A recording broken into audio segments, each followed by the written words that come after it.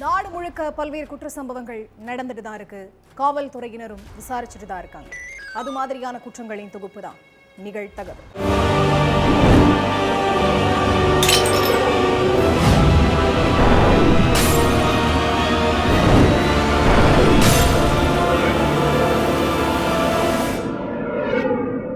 நிகழ்தகவு.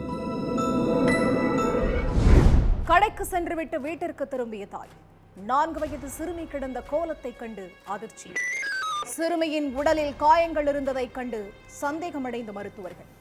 பிரேத பரிசோதனை அறிக்கையில் சிறுமி பாலியல் பலாத்காரத்துக்கு உள்ளாகி கொலை செய்யப்பட்டதாக தகவல். 4 வயது சிறுமியை கொலை செய்த கொடூரன் யார்? நடந்தது என்ன?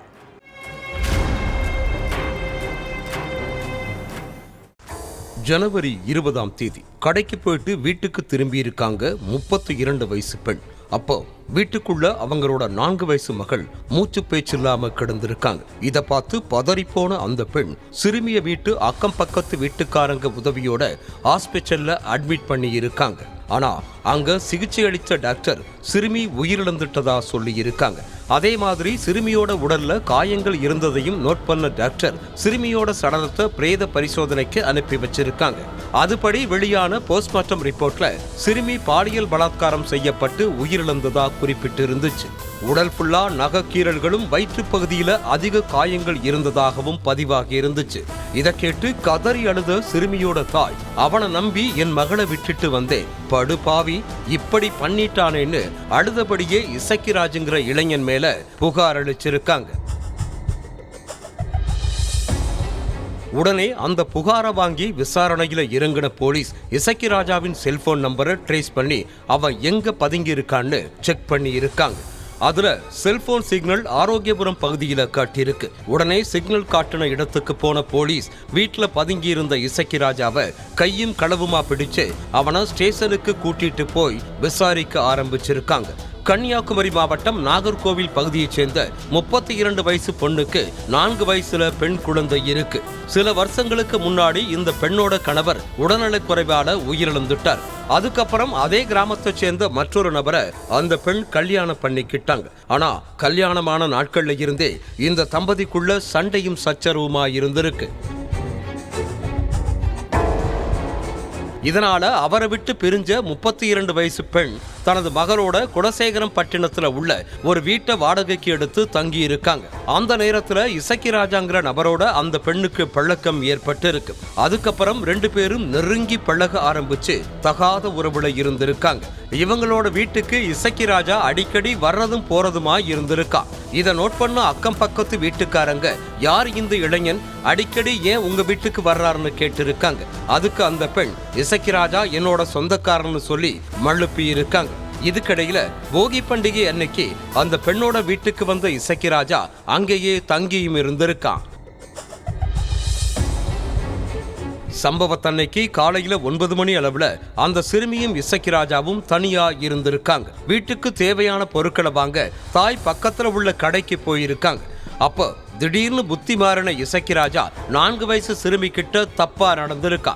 சிறுமி தன்னை விட்டுவிடும்படி இசக்கிராஜா கிட்ட கெஞ்சி இருக்காங்க. ஆனா கொஞ்சம் கூட மனமிறங்காத அந்த கொட்டூரன் இசக்கிராஜா சிறுமியோட வாயை பொத்தி சிறுமிய பாலியல் பலாத்காரம் பண்ணி கொட்டூரமா கொண்டு இருக்கா.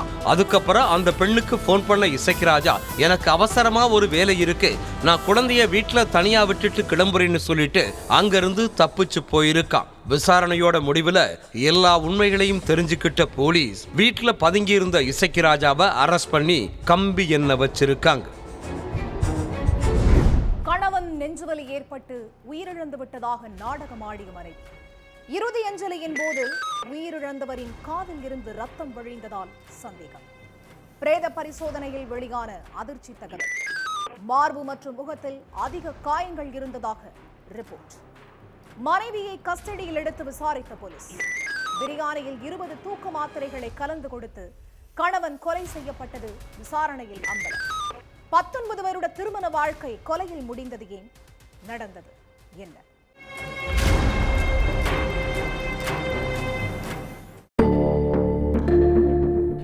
ஜனவரி 18ஆம் தேதி பதற்றத்தோட பக்கத்து வீட்டுக்கு ஓடிப்போன லட்சுமி என் கணவர் ஹார்ட் அட்டாக் ஏற்பட்டு உயிரிழந்துட்டாருன்னு சொல்லி கதறி அழுது இருக்காங்க. இதை கேட்டு லட்சுமியோட வீட்டுக்கு ஓடிப்போன அந்த நபர்கள் சிவநாகராஜு கடந்த கோலத்தை பார்த்து அதிர்ச்சி அடைஞ்சு மனைவி லட்சுமிக்கு ஆறுதல் சொல்லி இருக்காங்க.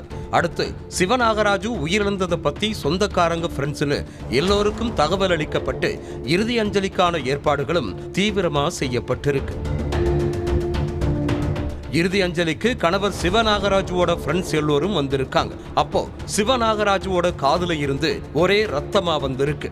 இதை பார்த்து சந்தேகமடைஞ்ச நண்பர்கள் சிவநாகராஜோட தந்தை கிட்ட தகவலை சொல்லி காவல் நிலையத்துல புகார் அளிச்சிருக்காங்க.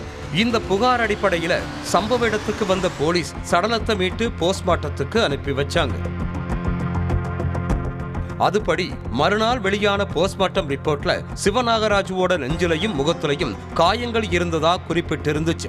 இதனால இத கொலை வழக்கா பதிவு செஞ்ச போலீஸ் லட்சுமியை கஸ்டடியில எடுத்து விசாரிச்சிருக்காங்க. அதுலதான் எல்லா உண்மைகளும் ஒண்ணா வெளியில வந்திருக்கு. ஆந்திராவில் உள்ள சிலுவூரை சேர்ந்த சிவநாகராஜு லட்சுமி மாதுரி தம்பதிக்கு 2007ஆம் ஆண்டுல கல்யாணமாகி இருக்கு. இந்த தம்பதிக்கு 2 ஆண் குழந்தைகள் இருக்காங்க. சொந்த ஊர்ல எந்த ஒரு வேலையும் கிடைக்காததால சிவநாகராஜு தன்னோட குடும்பத்தோட ஹைதராபாத்துக்கு குடி போயிட்டு வெங்காய வியாபாரம் பண்ணிட்டு இருந்திருக்காரு. லட்சுமி ஒரு திரையரங்குல வேலை பார்த்துட்டு இருந்தாங்க. அப்போ அந்த திரையரங்கிற்கு அடிக்கடி படம் பார்க்க வந்த கோபிங்கிற நபரோட லட்சுமிக்கு பழக்கம் ஏற்பட்டு இருக்கு. அடுத்து போன் நம்பரை பரிமாறிக்கிட்ட 2 பேரும் ரொம்ப க்ளோஸா பழக ஆரம்பிச்சிருக்காங்க. இந்த பழக்கமே இவங்களுக்குள்ள தகாத உறவா மாறி இருக்கு. கோபி ஒரு டிராவல்ஸ் வச்சு நடத்திட்டு இருந்திருக்காரு. இதனால தன்னோட கணவனை கோபி கூடவே வேலைக்கு சேர்த்து விட்ட லட்சுமி கணவனை அடிக்கடி வெளியூருக்கு வேலைக்கு அனுப்பிட்டு கோபி கூட அடிக்கடி தனிமையில இருந்திருக்காங்க. ஆனா இந்த விஷயம் கணவர் சிவநாகராஜுவுக்கு தெரிய வந்திருக்கு. இதனால மனைவியை போட்டு சரமாரியா தாக்குன சிவநாகராஜு அவங்கள கூப்பிட்டுட்டு சொந்த ஊருக்கே திரும்பி இருக்காரு. ஆனா இங்க வந்ததுக்கு அப்புறமும் லட்சுமி தன்னோட தகாத உறவை தொடர்ந்துட்டு தான் இருந்திருக்காங்க. அடிக்கடி காதலன் கூட போன்ல பேசுறது, நைட்டு ஃபுல்லா சாட் பண்றதுன்னு இருந்திருக்காங்க. இத பார்த்து கடும் கோபமான சிவநாகராஜு மனைவிய அடிச்சிருக்காரு. கோபி கூட இனி பேசவே கூடாதுன்னு ஸ்ட்ரிக்டா சொல்லி இருக்காரு. இதனால ஆத்திரமடைஞ்ச லட்சுமி சிவநாகராஜு உயிரோடு இருக்கிற வரை கோபி கூட பேச முடியாதுன்னு நினைச்சு கணவனை கொலை பண்ண காதலன் கூட சேர்ந்து திட்டம் போட்டு இருக்காங்க. அதுபடி சம்பவத்தன்னைக்கு வீட்டுல பிரியாணி செஞ்ச லட்சுமி அதுல 20 தூக்க மாத்திரைகளை கலந்து கணவனுக்கு கொடுத்திருக்காங்க. அதை சாப்பிட்ட சிவநாகராஜு அடுத்த கொஞ்ச நேரத்திலேயே ஆழ்ந்து தூங்கிட்டு இருந்தார். அப்போ தன்னோட காதலன் கோபியை போன் பண்ணி வர வச்ச லட்சுமி காதலன் கூட சேர்ந்து கணவனை சரமாரியா தாக்கி இருக்காங்க. அடுத்து சிவநாகராஜுவோட நெஞ்சில அமர்ந்த கோபி அவரை கண்மூடித்தனமா தாக்கிட்டு தலையணையால முகத்தை அமுக்கி துடிதுடிக்க கொன்னுட்டு தப்பிச்சு போயிருக்கான். வீட்டுல தனியா இருந்த லட்சுமி சடலம் பக்கத்துல உட்கார்ந்து நைட்டு ஃபுல்லா ஆபாச படங்களை பார்த்திருக்காங்க. அடுத்து அதிகாலை 4 மணிக்கு தன்னோட கணவன் நெஞ்சுவலி ஏற்பட்டு உயிரிழந்துட்டதா நாடகம் ஆடி இருக்காங்க. ஆனா போஸ்ட்மார்டம் ரிப்போர்ட் மூலமா எல்லா உண்மைகளையும் தெரிஞ்சுக்கிட்ட போலீஸ் லட்சுமியை அரெஸ்ட் பண்ணிட்டாங்க. தலைமறைவாக இருக்கிற கோபிய வலை வீசி தேடிட்டு இருக்காங்க.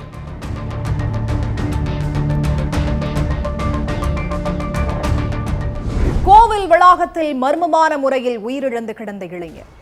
வனப்பகுதியில் சுற்றிக் கொண்டிருந்த 2 இளைஞர்களிடம் விசாரணை. உடன் சுற்றிய நண்பனே இளைஞரை உருட்டுக்கட்டையால் அடித்து கொலை செய்தது அம்பலம். நண்பனே இளைஞரை கட்டையால் அடித்து கொலை செய்தது ஏன்? கொலைக்கான நோக்கம் என்ன? கொலையாளி பிடிபட்டானா?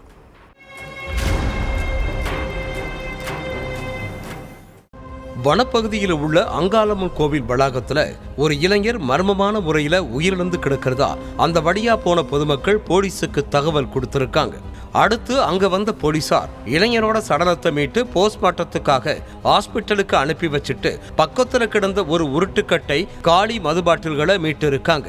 அதுக்கு பிறகு அங்க உள்ள மக்கள் கிட்ட விசாரணை நடத்தி இருக்காங்க போலீசார். அப்போ உயிரிழந்த இளைஞர் கூட 3 பேரு வனப்பகுதிக்கு போனதாகவும் அடுத்த கொஞ்ச நேரத்துல தான் அந்த இளைஞர் மர்மமா உயிரிழந்து கிடக்கிறதாகவும் சொல்லி இருக்காங்க மக்கள். அதுக்கு பிறகு அங்காளம்மன் கோவிலுக்கு போற வழியில உள்ள முக்கிய சாலைகள்ல இருந்த சிசிடிவி காட்சிகளை செக் பண்ணிருக்காங்க போலீசார். அதுல 2 இளைஞர்களை வனப்பகுதி பக்கத்திலேயே சுத்தி வளைச்சு பிடிச்சு விசாரிச்சிருக்காங்க. அதுலதான் உயிரிழந்த இளைஞர் யாரு, அவர் எப்படி உயிரிழந்தாருன்னு எல்லாத்துக்கும் விடை கிடைச்சிருக்கு. சேலம் மேட்டூர் பக்கத்துல உள்ள பெரியண்ண கவுண்டர் நகரை சேர்ந்தவர் மணிகண்டன். 23 வயசான அந்த இளைஞர் பெயிண்டிங் வேலை, கட்டிட வேலைகளை பார்த்துட்டு இருந்திருக்கார். காலையில வேலைக்கு போனா மாலையில அந்த பணத்தை வச்சு தினமும் நண்பர்களோட சேர்ந்து மது அருந்துறது வழக்கம். அதுலயும் குறிப்பா மேட்டூர் திலீபன் நகரை சேர்ந்த 19 வயசான இளைஞர் முத்துதான் மணிகண்டனுக்கு பெஸ்ட் ஃப்ரெண்ட். அவரோட சேர்ந்து தினமும் மது அருந்துவாரு மணிகண்டன். அப்படித்தான் முத்துவும் மணிகண்டனும் மது வாங்கறதுக்காக டாஸ்மாக்கு போயிருக்காங்க. அங்க இருந்த இன்னும் 2 நண்பர்களும் நாங்களும் உங்களோட சேர்ந்து மது குடிக்க வர்றேன்னு சொல்லி இருக்காங்க. அதுக்கு பிறகு மது பாட்டில்களை வாங்கின 4 பேரும் 2 பைக்ல நேதாஜி நகர் வனப்பகுதியில உள்ள அங்காளம்மன் கோவில் வனப்பகுதியில உள்ள சின்ன மலைக்குன்றுக்கு போயிருக்காங்க. 4 பேரும் சேர்ந்து மது குடிச்சிட்டு இருக்கப்ப, எப்ப பாரு என் பணத்திலேயே மது குடிக்கிற, நீயும் பணம் கொஞ்சமாவது செலவு பண்ணுன்னு முத்துக்கிட்ட சொல்லி இருக்காரு மணிகண்டன். அதுக்கு நானா குடிக்க வரேன்னு சொன்னேன், நீயா தானே கூப்பிட்டேன்னு கோபப்பட்ட முத்து மது பாட்டில தூக்கி வீசி இருக்கார். அதனால ஆத்திரப்பட்ட மணிகண்டன், ஓசியில மது குடிக்கிற உனக்கு அவ்வளவு திமிரான்னு பேசி இருக்கார். இப்படி மாறி மாறி 2 பேரும் பேச வாக்குவாதம் எல்லை மீறி போயிருக்கு. ஆனா இருந்த 2 நண்பர்களும் 2 பேரையும் அமைதியாக்க முயற்சி பண்ணிருக்காங்க. ஆனா 2 பேருமே பேச்ச கேட்கிற மாதிரி தெரியல. இதுக்கு மத்தியில கோபத்தோட உச்சத்துக்கே போன முத்து மலைக்குன்றுல கிடந்த ஒரு உருட்டுக்கட்டை எடுத்து மணிகண்டனோட முகம், தலையில கடுமையா தாக்கி இருக்கார். அதுல சம்பவ இடத்திலேயே உயிரிழந்துட்டாரு மணிகண்டன். அதை பார்த்து அதிர்ச்சியான கூட இருந்த நண்பர்கள் அரக்க பறக்க அங்க இருந்து ஓடி போயிருக்காங்க. அதே மாதிரி முத்துவும் கட்டைய அங்கேயே வீசிட்டு ஓட்டம் பிடிச்சிருக்கார். இதுக்கு மத்தியில பொதுமக்கள் தகவல் கொடுத்ததும் அங்க வந்த போலீசார் வனப்பகுதியில சுத்திட்டு இருந்த மணிகண்டனோட நண்பர்கள் 2 பேரை பிடிச்சு விசாரிச்சிருக்காங்க. அப்பதான் கொலைக்கான காரணம் தெரிய வந்துச்சு. ஆனா தப்பி ஓடின முத்து போலீஸ் கண்ணுல இன்னும் சிக்கல. அதனால கொலையாடிய பிடிக்கிற வேளையில தீவிரமா இறங்கி இருக்காங்க போலீசார். இது ஒரு பக்கம் இருக்க, கொலை நடந்த இடத்துல கள்ள சந்தையில மது விற்பனை நடக்கிறதாகவும் அந்த மதுவை குடிச்சிட்டு அடிக்கடி பல பிரச்சனைகள் நடக்கிறதாகவும் சொன்ன மக்கள், கள்ளச்சந்தையில மது விற்பனையை தடுத்தாதான் இது போன்ற கொலைகளையும் தடுக்க முடியும்னு சொல்லி இருக்காங்க. வேலை முடிந்து வீட்டிற்கு திரும்பிக் கொண்டிருந்த தனியார் நிறுவன ஊழியர் பாதி வழியில் வழிமறித்து வாக்குவாதம் செய்த இருவர். தனியார் நிறுவன ஊழியரை கத்தியால் குத்தி முகத்தை சிதைத்த கொடூரம். கொலைகாளிகளை பிடிக்க வாகன சோதனையில் ஈடுபட்ட போலீஸ். சந்தேகத்திற்கிடமாக நடந்து கொண்ட 2 பேரை கையும் களவுமாக பிடித்து விசாரணை. தனியார் நிறுவன ஊழியர் கொடூரமாக கொலை செய்யப்பட்டது ஏன்? பின்னணி என்ன?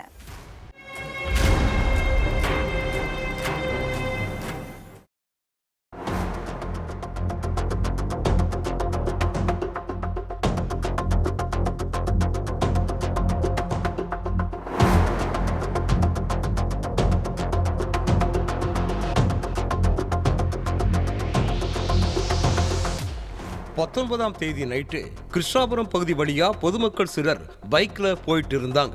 அப்போ சாலையோரத்துல உள்ள முட்புதர்ல முகம் சிதந்த நிலையில ஒருத்தரோட சடலம் கிடந்திருக்கு.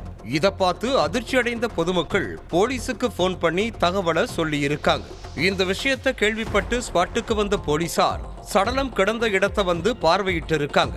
உயிரிழந்து கிடந்த நபர் யாருன்னு தெரிஞ்சுக்க அந்த பகுதியில உள்ள கிராம மக்கள் கிட்ட விசாரிச்சிருக்காங்க போலீஸ். அதுலதான் உயிரிழந்தது செக்கடிக்குப்பம் பகுதியைச் சேர்ந்த வேலுன்னு தெரிய வந்துச்சு. இந்த வழக்கு தொடர்பா தனிப்படை அமைச்ச போலீஸ் கொலையாளி யாருன்னு கண்டுபிடிக்க அந்த ஏரியாவில் உள்ள மொத்த சிசிடிவி காட்சிகளையும் எடுத்து பார்த்திருக்காங்க. ஆனா போலீஸுக்கு எந்த ஒரு துப்பும் கிடைக்கல. இதுக்கடையில போலீசார் சிப்காட் தனியார் திரையரங்கம் சந்திப்புல ரோந்து பணியில ஈடுபட்டிருக்காங்க. அப்போ அந்த வழியா பைக்ல வந்த 2 பேர் போலீஸ பார்த்ததும் திருன்னு முழிச்சிருக்காங்க. 2 பேரும் சந்தேகத்திற்கிடமா நடந்துகிட்டதால அவங்கள பிடிச்சு விசாரணை பண்ணிருக்காங்க. அப்போ அவங்க முன்னுக்கு பின் முரணா பதிலளிச்சதா கூறப்படுது. இதனால 2 பேரையும் போலீஸ் ஸ்டேஷனுக்கு கூப்பிட்டு போய் விசாரிச்சிருக்காங்க. அதுலதான் வேலு கொலை செய்யப்பட்டதுக்கான காரணம் தெரிய வந்துச்சு. ராணிப்பேட்டையில உள்ள செக்கடிக்குப்பம் கிராமத்தை சேர்ந்த ரேணுவுக்கு கல்யாணமாகி மணிகண்டன் ஒரு மகன் இருக்கான். மணிகண்டன் சென்னையில உள்ள ஒரு கல்லூரியில 1ஆம் ஆண்டு படிச்சுக்கிட்டு இருக்கான். இதுக்கடையில ரேணுவோட மனைவியும் அதே கிராமத்தை சேர்ந்த வேலுவும் நட்பா பழக ஆரம்பிச்சிருக்காங்க. இந்த பழக்கமே அவங்களுக்குள்ள தகாத உறவா மாறி இருக்கு. ஆனா இந்த விஷயத்தை தெரிஞ்சு கடும் கோபமான ரேணு மனைவிய கண்டிச்சிருக்கார். கல்லூரி படிக்கிற வயசுல மகனை வச்சுக்கிட்டு நீ எதுக்கு வேலு கூட பேசிட்டு இருக்க? உன்னோட இந்த கேடுகட்ட செயல் நம்ம மகனோட எதிர்காலத்தையே பாதிச்சிரும்னு திட்டி இருக்கார். அதே மாதிரி வேலுவுக்கும் போன் பண்ண ரேணு, எதுக்கு என் மனைவி கூட பழகிட்டு இருக்க? உன்னால என் குடும்பத்தோட நிம்மதியே போயிருச்சு. இனிமே என் மனைவி கூட பழகாத. இதுதான் உனக்கு கடைசி வார்னிங். இதுக்கப்புறமும் நீ என் மனைவி கிட்ட பேசுனா உன்னை உயிரோடையே விடமாட்டேன்னு மிரட்டி இருக்கார். இதனால போன்லயே 2 பேருக்கும் இடையில பிரச்சனை ஏற்பட்டு இருக்கு. 2 பேரும் போன்லயே மாறி மாறி தகாத வார்த்தைகளால திட்டிக்கிட்டாங்க. ஆனா இவ்வளவு பிரச்சனை நடந்தும் ரேணுவோட மனைவியும் வேலுவும் தொடர்ந்து பேசி பழகிட்டு தான் இருந்திருக்காங்க. இதனால கடும் கோபமான கணவன் நடந்த எல்லாத்தையும் தன்னோட மகன் கிட்ட சொல்லி வேலுவை கொலை பண்ண திட்டம் போட்டு இருக்காங்க. சம்பவத்தன்னைக்கு வேலு வேலைக்கு போயிட்டு பைக்ல வீட்டுக்கு திரும்பிட்டு இருந்தாரு. அப்போ கிருஷ்ணாபுரம் பகுதியில வச்சு வேலுவை வழிமறிச்சு வாக்குவாதத்துல ஈடுபட்டு இருக்காங்க ரேணுவும் அவரோட மகனும். என் மனைவி கூட பேசக்கூடாதுன்னு உன்கிட்ட பலமுறை சொல்லிட்டேன், ஆனா 2 பேருமே கேட்கிற மாதிரி தெரியலன்னு சண்டை போட்டு இருக்காரு. அதை கேட்ட வேலு பதிலுக்கு ரேணுவையும் அவரோட மகனையும் தகாத வார்த்தைகளால திட்டி இருக்கார். இதனால கடும் கோபமான அந்த 2 பேரும் மறைச்சு வச்சிருந்த கத்தியை எடுத்து வேலுவோட கை, கால், வாய், முகம்னு எல்லா இடங்களையும் வெட்டி கொண்டு இருக்காங்க. இதுல வேலுவுக்கு வாய்ப்பகுதி மட்டும் துண்டா கிழிஞ்சு தொங்கி இருக்கு. அடுத்து சடலத்தை பக்கத்துல உள்ள முட்புதர்ல தூக்கி வீசின 2 பேரும் அங்கிருந்து தப்பிச்சு போயிருக்காங்க. விசாரணையோட முடிவுல எல்லா உண்மைகளையும் தெரிஞ்சுக்கிட்ட போலீஸ் 2 பேரையும் பிடிச்சு சிறைக்கு அனுப்பிட்டாங்க. கள்ளக்காதலனுடன் சேர்ந்து வாழ்வதற்காக பெற்ற மகனையே கல் சுவரில் தூக்கி எறிந்தும் கடலில் வீசியும் கொலை செய்த கொடூரத்தால் கணவன் மீது பழியை போட்டு சிறைக்கு அனுப்புவதற்கும் மாஸ்டர் பிளான். வழக்கில் முக்கிய திருப்பமாக இருந்த பால் பாட்டில் மற்றும் தாயின் உப்பு படிந்த ஆடை. 5 ஆண்டுகளுக்கு முன்பு நடந்த இந்த கொலை வழக்கில் தற்போது தீர்ப்பு. 1.5 வயது மகனை கொன்ற கொடூர தாய்க்கு நீதிமன்றம் வழங்கிய தண்டனை என்ன?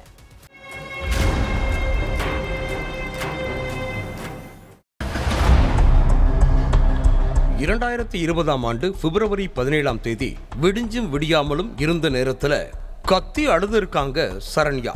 என் கூட பக்கத்துல படுத்திருந்த குழந்தைய யாரோ தூக்கிட்டு போயிட்டாங்கன்னு அவங்க அழுற சத்தத்தை கேட்டதும் தூங்கிட்டு இருந்த கணவர் பிரணவ் என்னாச்சுன்னு கேட்டு இருக்கார். இதுக்கு மத்தியில சத்தம் கேட்டு ஓடி வந்த உறவினர்கள் குழந்தைய அக்கம் பக்கத்துல தேடி இருக்காங்க. அப்போ வீட்டுல இருந்து 50 மீட்டர் தூரத்துல உள்ள கடற்கரையோரம் குழந்தை சடலமா ஒதுங்கி கிடந்திருக்கு. அதை பார்த்து கத்தி கூச்சல் போட்ட சரண்யாவோட உறவினர்கள் பிரணவ் மேலதான் சந்தேகமா இருக்கு, அவர்தான் ஏதோ பண்ணிட்டாருன்னு சொல்லி சண்டை போட்டு இருக்காங்க. அதே மாதிரி சரண்யா மேலதான் சந்தேகமா இருக்குன்னு பிரணவோட உறவினர்கள் குற்றம் சாட்டி பதிலுக்கு சண்டை போட்டு இருக்காங்க. அதுக்கு பிறகு 2 தரப்பினரும் போய் போலீஸ் ஸ்டேஷன்ல கம்ப்ளைண்ட் கொடுத்திருக்காங்க. அடுத்து சம்பவ இடத்துக்கு வந்த போலீசார் குழந்தையோட சடலம் கடந்த இடத்துல இருந்து சில அடி தூரத்துல ஒரு பால் பாட்டில மீட்டிருக்காங்க. அதே மாதிரி பால் பாட்டில் கிடந்த கல் சுவர் கிட்ட ஒரே நபருடைய கால்தடம் மட்டும் அழுத்தமா பதிவாகி இருந்திருக்கு. அந்த கால் தடத்தை தடயவியல் துறையினர் தங்களோட மெத்தட்ல ஸ்கேன் பண்ணி இருக்காங்க. இது ஒரு பக்கம் இருக்க, குழந்தைக்கு எத்தனை வயசாகுது, நடக்க முடியுமா, தூக்கத்துல எப்பயாவது நடந்து நைட் நேரத்துல வெளியே போயிருக்கானா, கடற்கரைக்கு குழந்தை தனியா போற பழக்கம் இருக்கான்னு பிரணவ் கிட்டையும் சரண்யா கிட்டையும் சாதாரணமா விசாரணை நடத்தியிருக்காங்க போலீசார். அப்போ பிரணவ் முகத்துல குழந்தையை இழந்த கவலையையும் கண்ணீரையும் மட்டுமே பார்த்த போலீசார் சரண்யாவோட முகத்துல ஒருவித படபடப்ப கவனிச்சிருக்காங்க. அதே மாதிரி அவங்க ஆடையில உப்பு படிஞ்ச மணலும் இருந்திருக்கு. அதனால அவங்க கிட்ட கேள்விக்கு மேல கேள்வி கேட்டிருக்காங்க. அந்த கேள்விகளுக்கு பதில் சொல்ல முடியாம திணறுன சரண்யா அப்பதான் பெரிய குண்டையே தூக்கி போட்டிருக்காங்க. நான் தான் குழந்தைய கொன்னேன்னு அதிர வச்ச சரண்யா அதுக்கான காரணத்தையும் சொல்லி இருக்காங்க. கேரள மாநிலம் கண்ணூர் பக்கத்துல உள்ள தையில் பகுதியைச் சேர்ந்தவங்க தான் சரண்யா. இவங்களுக்கும் பிரணவ்ங்கிறவருக்கும் சில ஆண்டுகளுக்கு முன்னால கல்யாணமாகி இருக்கு. இந்த தம்பதிக்கு வியான்கிற ஒரு ஆண் குழந்தையும் பிறந்திருக்கு. மகன் பிறந்த சில நாட்களிலேயே தம்பதிக்குள்ள அடிக்கடி சண்டை வந்திருக்கு. சமைக்கிறதுல ஆரம்பிச்சு சாதாரணமா பேசுற வரைக்குமே 2 பேருக்குமே சுத்தமா ஒத்து போகாம இருந்திருக்கு. அதனால எந்நேரமும் எலியும் பூனையுமாகவே இருந்திருக்காங்க.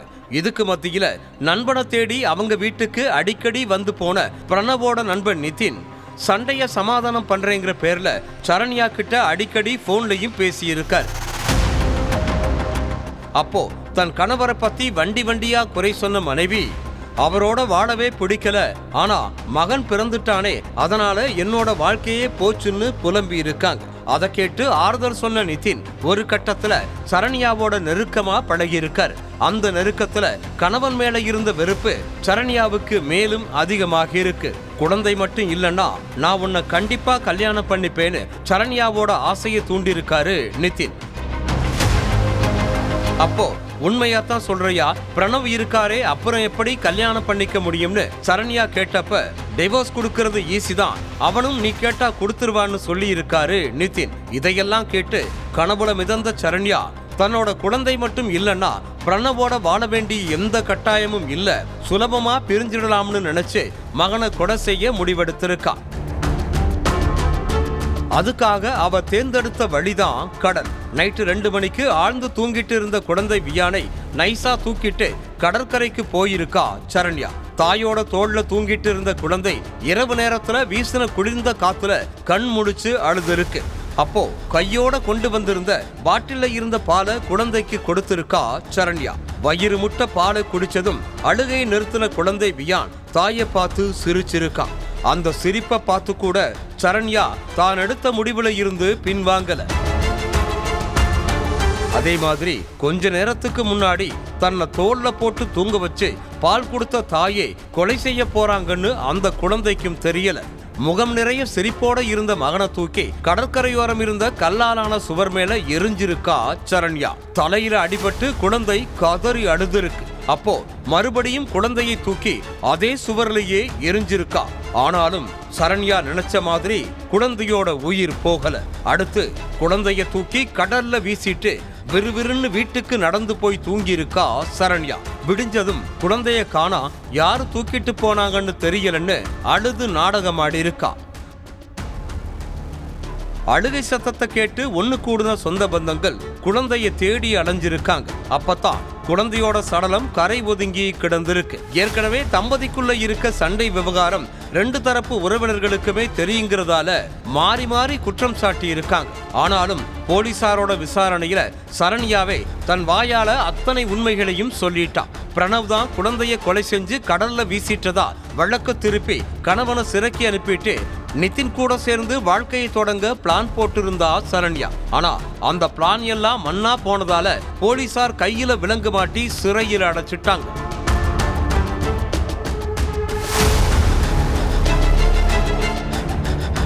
அடுத்த 9 நாட்கள்லயே அவரோட கள்ளக்காதலன் நிதினையும் கைது பண்ணாங்க போலீசார். இதுக்கு மத்தியில விஷம் குடிச்சு தற்கொலைக்கு கூட முயற்சி பண்ணா சரண்யா. கடந்த 5 வருஷமா இந்த கொலை வழக்கு கண்ணூர் தளி பரம்பு நீதிமன்றத்துல நடந்துட்டு இருந்துச்சு.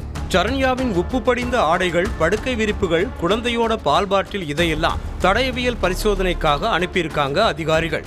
அதோட படுக்கை விரிப்புகளும் குழந்தையோட பால் பாட்டில் ஆய்வு முடிவுகளும் குற்றப்பத்திரிகையில சேர்க்கப்பட்டுச்சு. அதே மாதிரி கடைசியா குழந்தை அணிஞ்சிருந்த ஆடைகளையும் ஆய்வு பண்ணியிருந்தாங்க தடயவியல் துறையினர். அது மட்டும் இல்லாம கடற்கரையோரம் இருந்த கல் சுவர்லையும் சரண்யாவோட கால் தடம் பதிவாகி இருந்துச்சு. அத்தனையையும் முக்கிய ஆதாரமா வழக்குல எடுத்திருக்காங்க. இந்த ஆதாரங்களை வச்சு விசாரணை நடத்தின நீதிமன்றம் கள்ளக்காதலுக்காக பெத்த மகனையே கல் சுவத்துல தூக்கி வீசியும் கடல்ல தூக்கி போட்டும் கொலை செஞ்ச சரண்யாதான் குற்றவாளின்னு தீர்ப்பு வழங்கினதோட அவளுக்கு ஆயுள் தண்டனை விதிச்சும் உத்தரவிட்டிருக்கு. ஆனா கள்ளக்காதலன் நிதின் வழக்குல இருந்து விடுவிக்கப்பட்டிருக்கார்.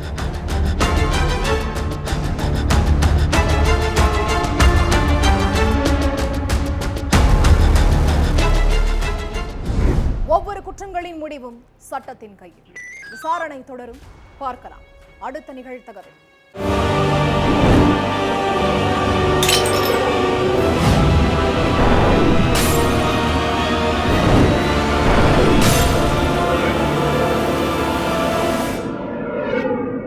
நிகழ்தகவு.